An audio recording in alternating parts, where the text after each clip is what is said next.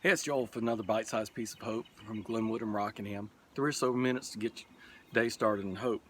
And today I'm going to give you my best ever ways to work on hope and how to work through things.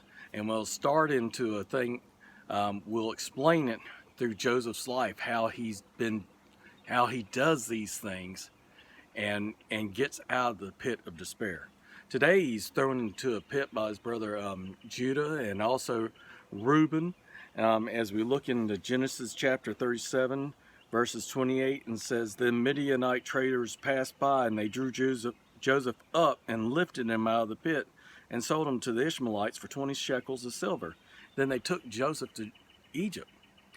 Joseph, by his own brothers who betrayed him, some wanted to kill him, some didn't want to kill him. Judah didn't want to kill him, but he said, hey, let's keep the blood off our hands and we'll just sell him off. Reuben goes off and he's like, maybe I can protect him one last time, and he goes off and he comes back and he finds his brother's been sold into slavery.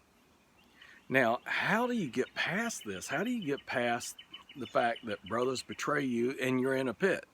Well, I imagine Joseph's thinking, hey man, this isn't funny. Come on, get me out of here. Maybe he's overhearing all this stuff, talking about wanting to kill him, his actual brothers. Then he hears another brother, oh, just teach him a lesson. And then he hears another brother, hey, there's some slave traders, let's trade them off. So how do you get past that, all those voices that are going on in his head, and get to hope?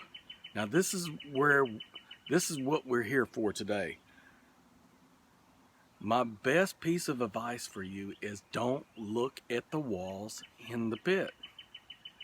Look to where you want to be at. Look toward your goal. Joseph's goal was, he knew that he had a dream, that he was going to be serving, that he was going to, God had his hand on him and he was going to do something special. So Joseph didn't look toward those voices. I know they had to hurt, from his brothers. He didn't look toward those. He looked toward his dream. And that's the very thing that you and I have to do. Where do you want to be in 5 years when there's a vaccine for COVID? Where do you want to be in 5 years when the economy's bounced back? What job do you want to have even though you've been laid off? What is it that you want? Right now is the steps that you and I take toward making those happen.